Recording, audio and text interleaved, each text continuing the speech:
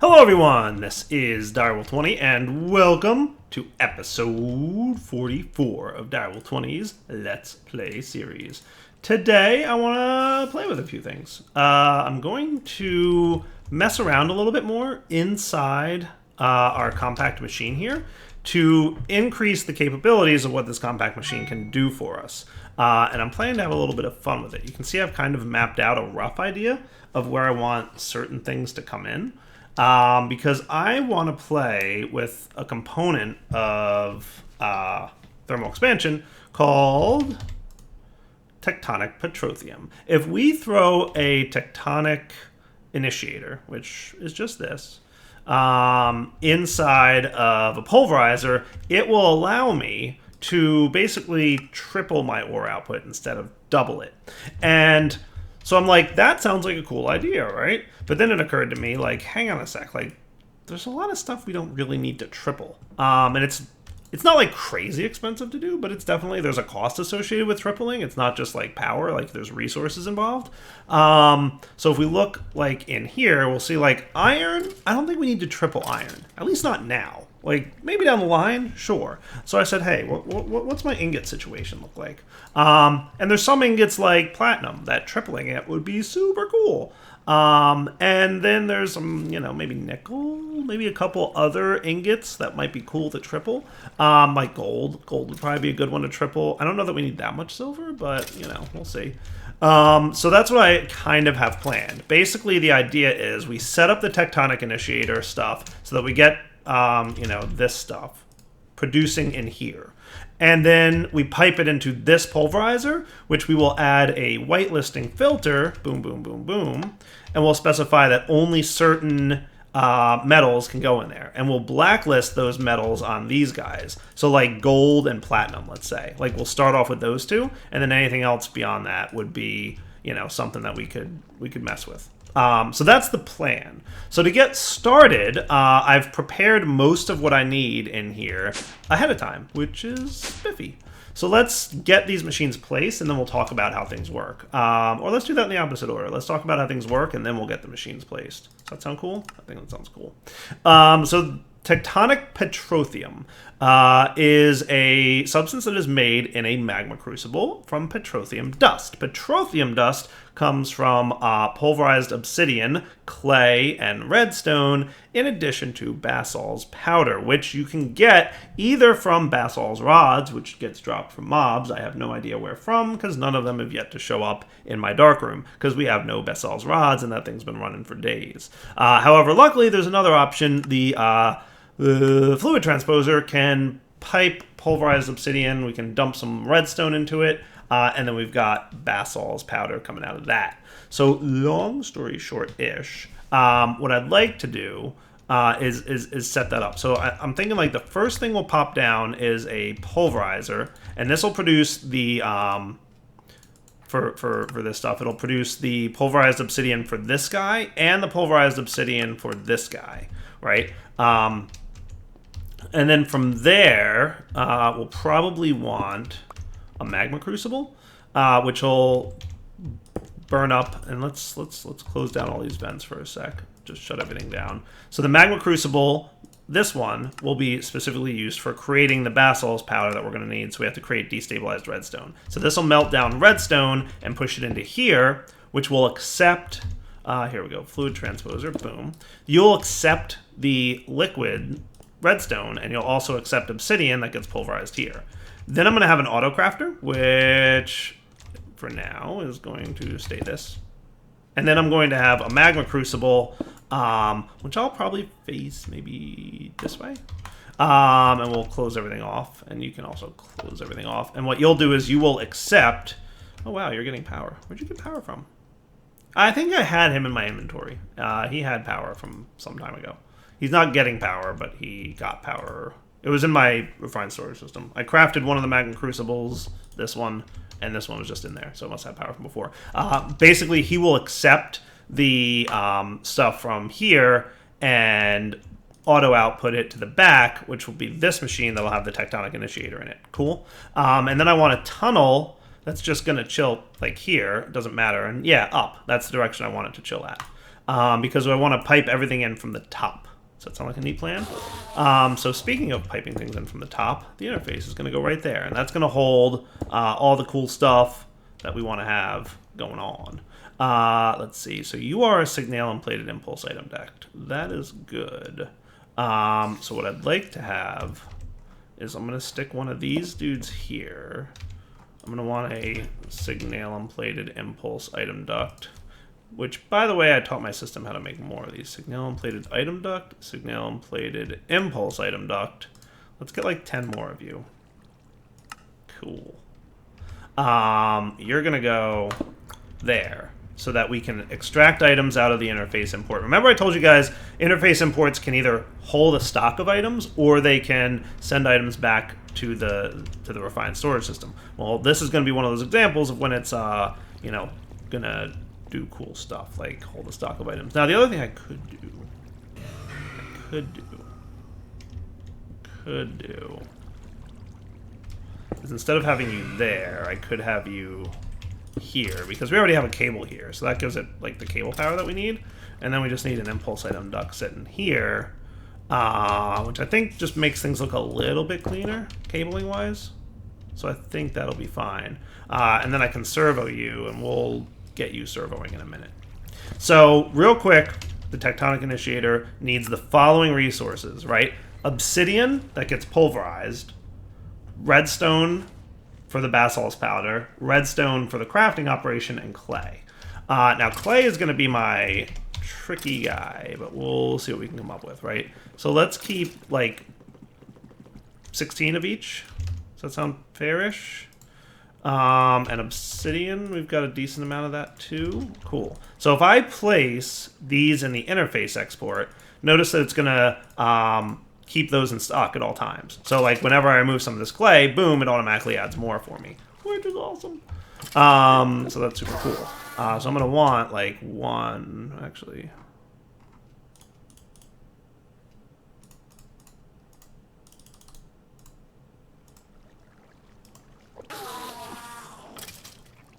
Right. Cool. All right. So I just want to have a couple of these guys.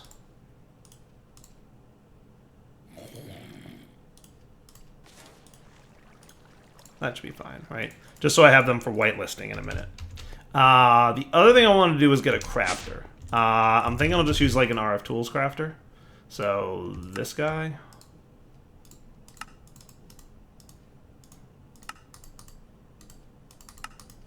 Easy peasy. Cool.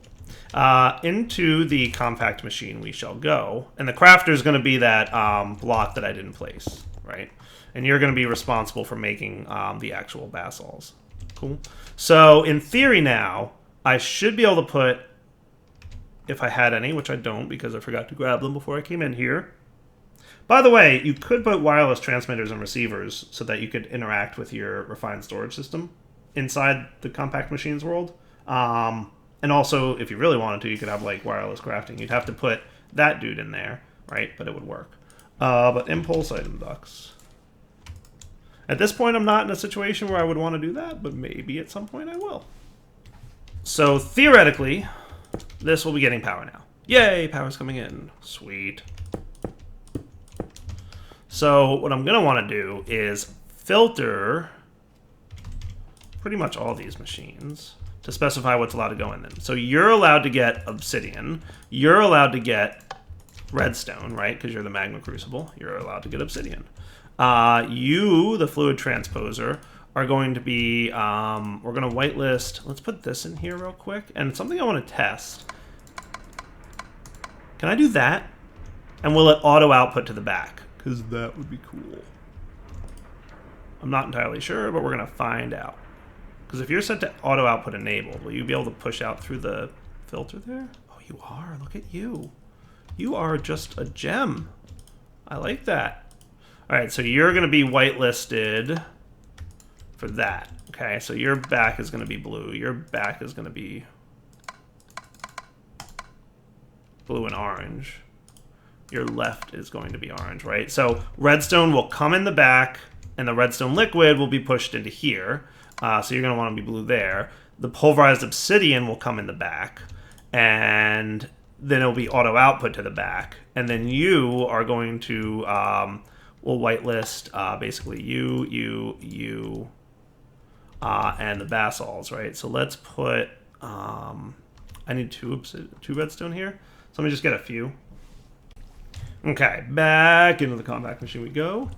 Zoinks. Let's hook up in the magma crucible. I'm going to put 2 of you. So this will kind of flesh out the plan, right? And, you know, one of the obsidian will go into here. So the 2 redstone should melt, should push into here. We'll see where this goes. I'm not entirely sure where he's going to go. He probably won't be able to go anywhere, I would think. So do you need magma crucible? You might. Yeah, you're going to need something. We'll get you whitelisted here in a sec. But for now, we've got basalt's powder. Cool. So you're going to get whitelisted here as well, right? And then our recipe here will be, for you, we're going to have one of these. I don't think it's shaped. So we don't have to worry about, like, it being funny, right? So apply. What I'd like to do is have all that. So we're going to have redstone, clay, on to activate. I don't want it actually crafting anything until I've programmed all my stuff. And what was the other one? This guy? Yeah. And then we'll do, remember. Cool. And then if we do this, it should make that. So I'm going to remember you. Cool. And then I can take all this out. And you probably need to be extracted somewhere. And I don't think I can get this machine to auto-extract, which is kind of a bummer. So we'll have to figure out what I'm going to do about that. There's options. There's a few options. Definitely some options. I'm going to have to servo it out. So I'm going to have to do it either on the top or the bottom. I'm thinking the bottom. That should be fine. So technically we don't need this at all then. Cool. What we will do is have this, but I'm going to right-click here to prevent that from happening. And technically we shouldn't need to filter what's allowed in here. But on the bottom will be blue, and then on the, I think it's the back, right? Yeah, the back will be the orange one. Cool. So obsidian's allowed to come in here. It's going to auto push out. Redstone's going to go in here. It's going to melt down. This guy's going to accept pulverized obsidian. This guy is going to also accept pulverized obsidian. So just for the sake of it, let's... yeah, because I'm auto-outputting. I guess we'll just leave it. What'll happen is this will fill up with pulverized obsidian first, and then this one will go. That should be fine. You'll get your thing. So we need another servo. And you know what else I would like to do, actually? It's annoying, because I have to get more basalts. I want to actually make you not be a hardened filter, because I don't want you to fill up with a stack of each of these. Or do I care? Because what I can do is use a... I was going to do this, and I forgot to. Use a resonant servo and specify how many of each item's allowed to be in there. And I could lock it down to just be in one. And that'll prevent kind of a little bit of waste, right? So there won't be like a huge backlog. Might be cool. I'll be back in a sec. Let me get more basalts, and I think I'm going to do that. And I'm debating if I want to do that here as well. Like maybe just have one. We'll need a few more resonant servos, but that shouldn't be too... This one might not. I'm not going to worry about this one, but this one I'm going to do. Does that sound cool? So one resonant servo. I just need another... or one resonant filter. I just need a servo. Let's get like 2 of these guys just to have them. And then I'm also going to want you and you and you. So I have 8 of each of those things. Cool. Are my servos done? They are. All right. So what I'm going to do is specify max total items in inventory is 1. So what this should do is not put a stack of each of these in here. So if I'm right, everything should be cool. Let's go outside. And let's turn on this guy. Redstone ignored. Boom.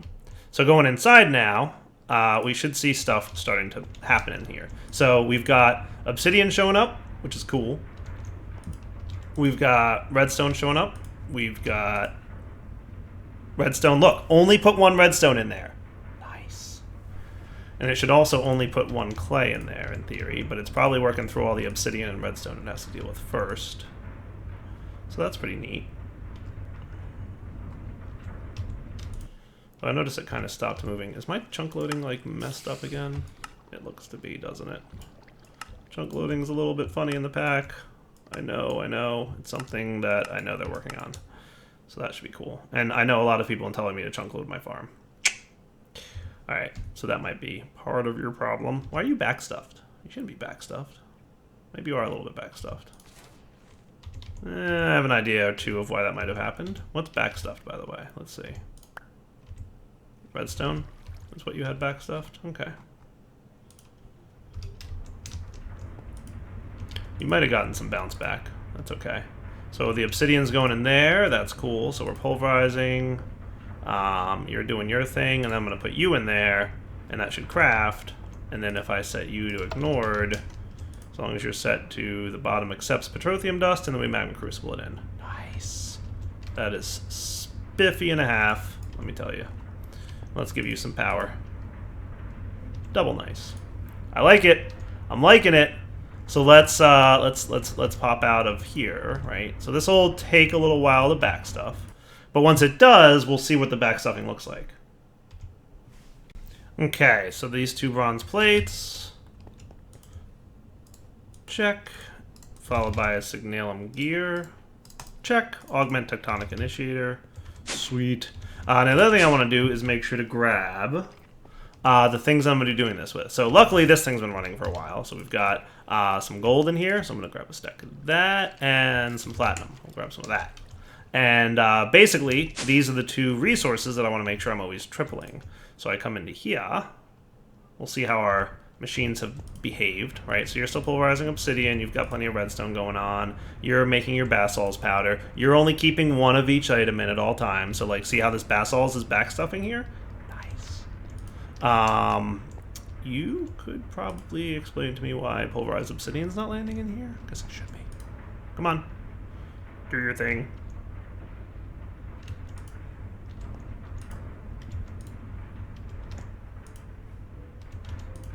You honestly probably should be. I might speed this one up just to see what happens.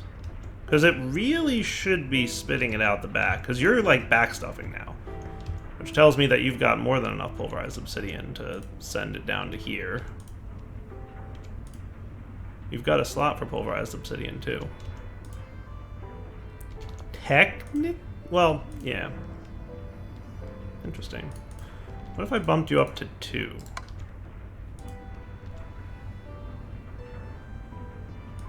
You're getting some stuff, so that's cool. More things and whatnot. But you're still not getting pulverized obsidian. Interesting. Wonder if that's a result of me pushing out the back with pulverized obsidian rather than using a servo of some kind. Because you would think that that would be okay. Weird. This really should be getting it. I might have to do a servo down here. And if that's the case, it's not the end of the world. I mean, what I can do, because I have the room for it, is you. And what I can do is make you orange and make you blue. And then I can set you to, I'll just say move one item at a time. And you should be cool now. Cool. So that works. And then you're making your basalts, which is going into here, and you're tectonically petroleuming. And everybody should be groovy. How cool is that, huh?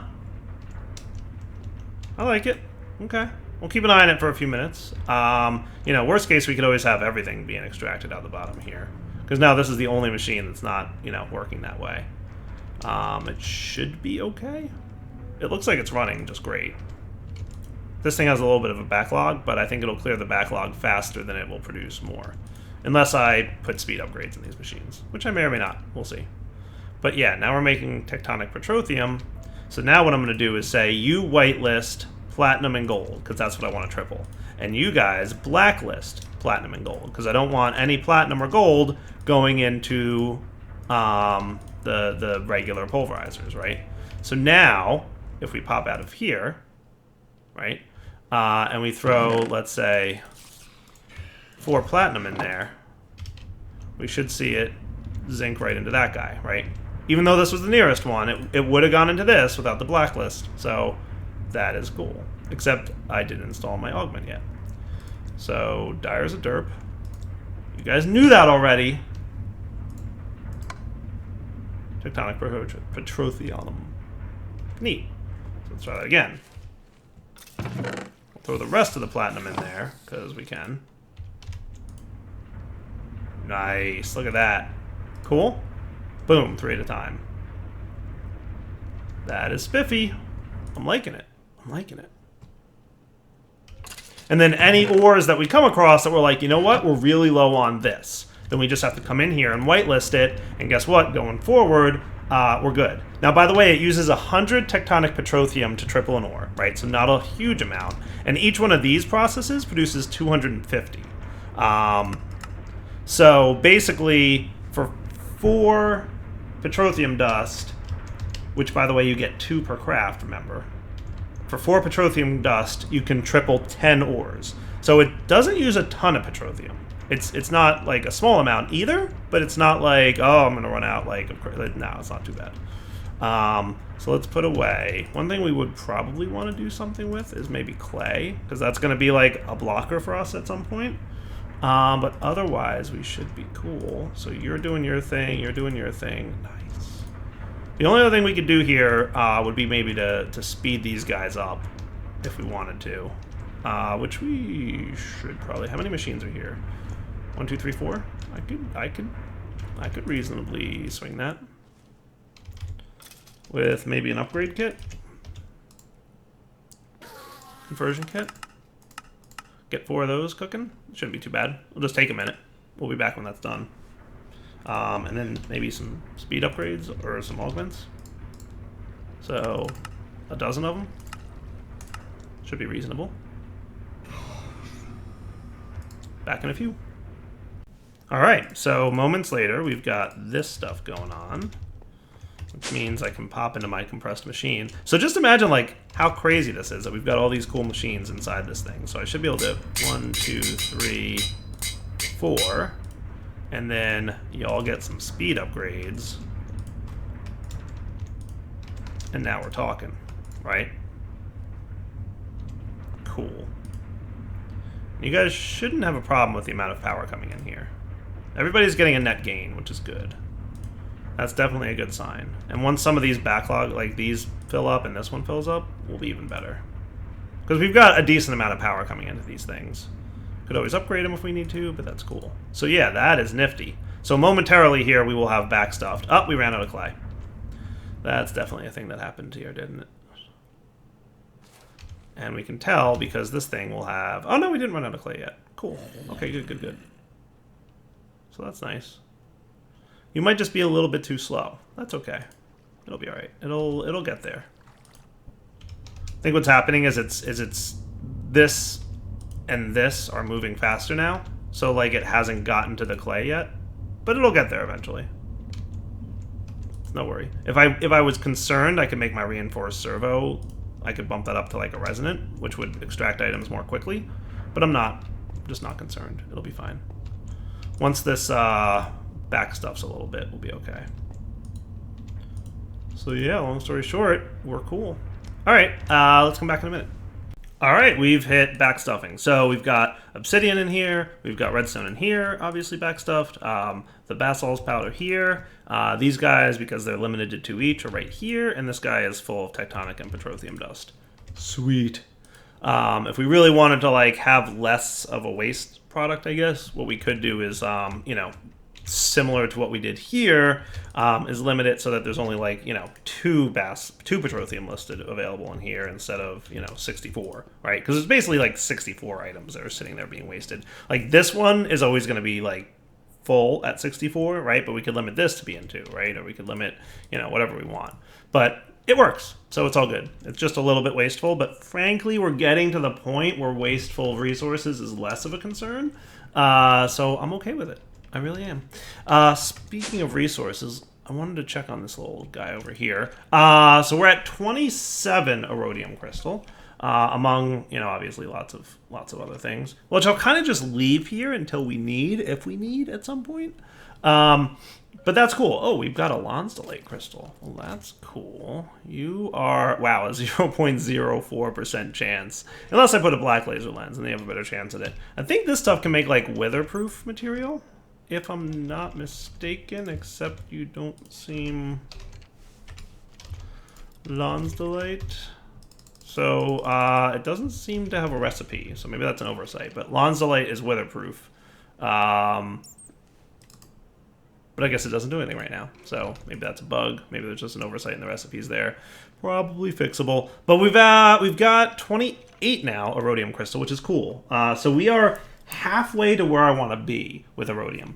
Let me tell you guys that I updated environmental tech in my version of the pack, like the one I play on. And the next version of the Direwolf 20 pack will have the upgraded version of environmental tech in it. It's not out in the version that you guys have access to yet. But if you want to update your own environmental tech, you can.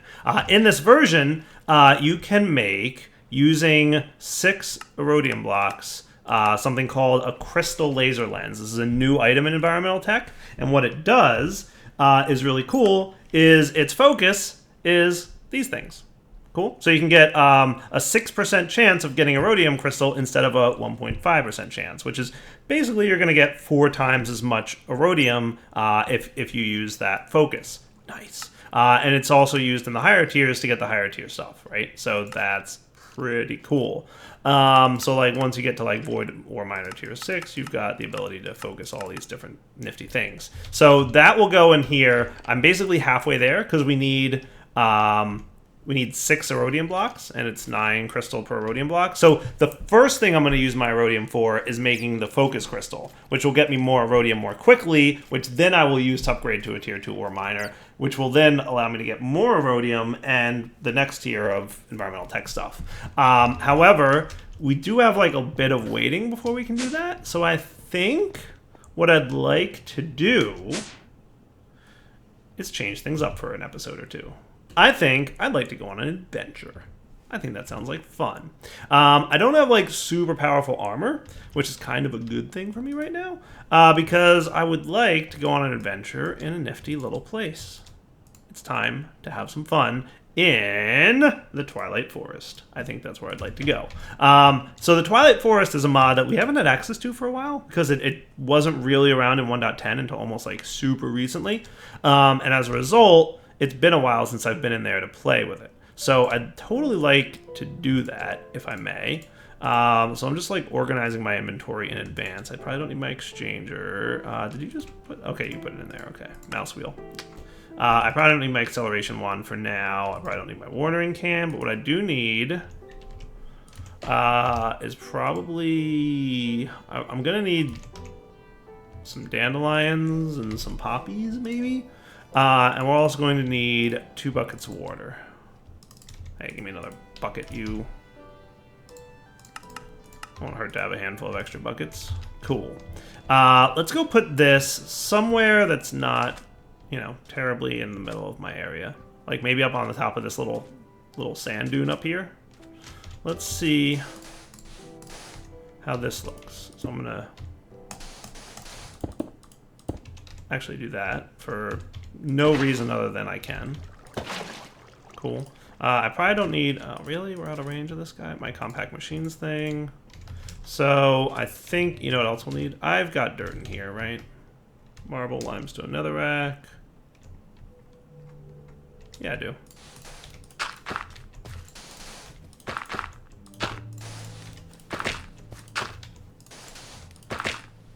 I'm not entirely sure. Can I...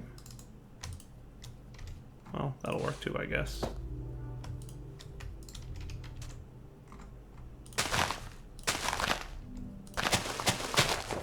Wow, I have literally exactly enough flowers. Hello! That was enough. Cool. Nice. Wow, you really like to spread the fire, don't you? And you ate up all my flowers.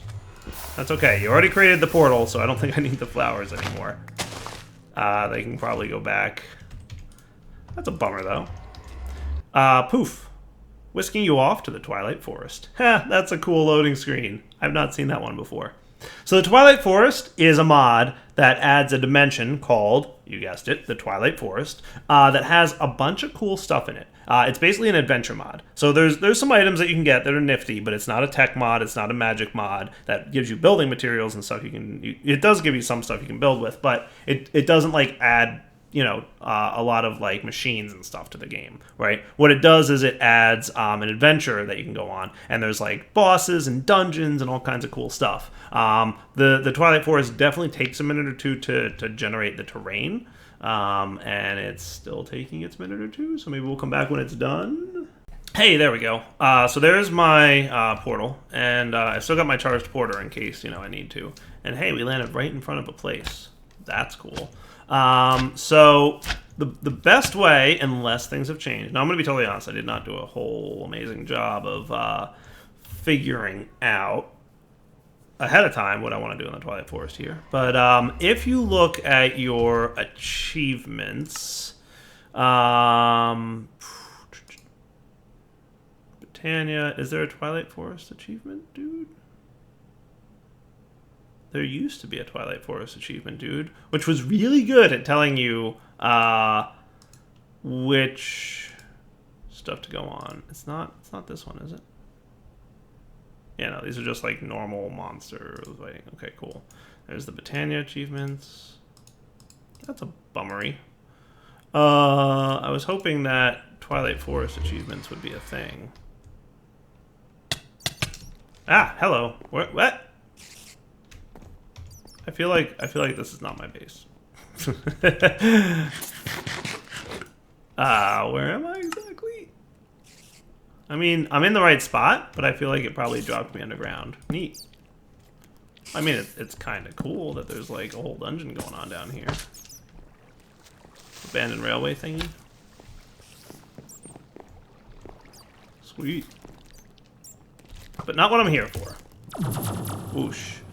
Yeah, definitely bummed that the Twilight Forest achievements don't seem to be in yet. I know that's like the Twilight Forest, basically like the guy who originally made Twilight Forest took a break from modding for a bit. So there's a group of people that are maintaining the mod for him. So maybe the achievements aren't in yet.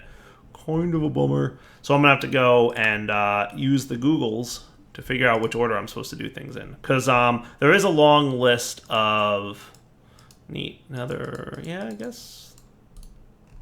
Oh well.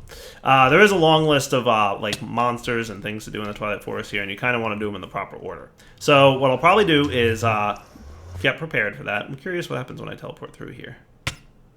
Oh, yeah, put me back underground. Ha, that's cool. What do you mean it has no target?